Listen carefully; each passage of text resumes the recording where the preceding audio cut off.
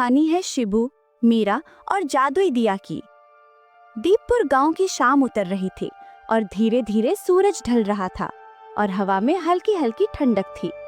शिबू डरते हुए अपनी बहन मीरा से बोलता है, उस पुराने घर से आज फिर रोशनी दिख रही है। मीरा शिबू की तरफ देखते हुए हंसकर बोली, तुम हर चीज से डर जाते हो शिबू, वो बस पुराना घर है, वहाँ कोई नहीं रहता है। दोनों बच्चे घर लौटे और दादी सुमित्रा के पास बैठ गए।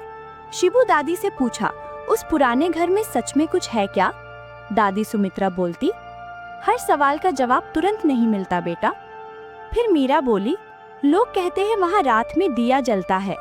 दादी सुमित्रा बोली, हाँ, एक दिया जलता है जो सिर्फ सच्चे दिल वालों से बात करता है।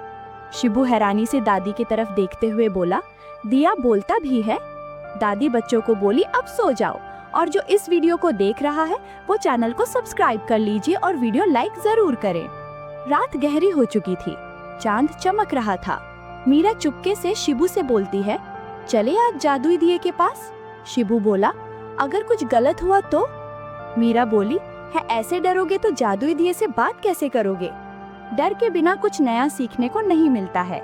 शिबू और मीरा पुराना घर की तरफ चल देते हैं और देखते हैं घर के बीचों बीच एक दिया जल रहा था।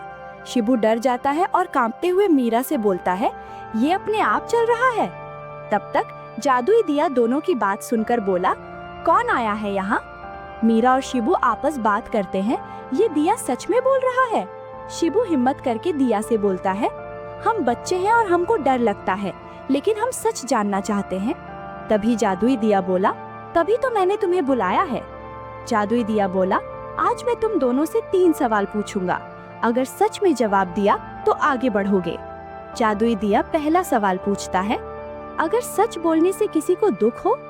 फिर शिबू जवाब देता है, अगर सच से किसी का भलाई हो रहा है तभी बोलना चाहिए। उसके बाद मीरा बोली, वरना नहीं। जादुई दिया बोला, सही जवाब है। जादुई दिया दूसरा सवाल पूछता है, ताकत मिले तो? शिबू बोला, पहले खुद को बदलूंगा। जादुई दिया ने कहा, सही जवाब। फिर जादुई दिया ने तीसरा सवाल पूछा, दोस्त गलत करे तो? मीरा बोली, उसे रोकेंगे।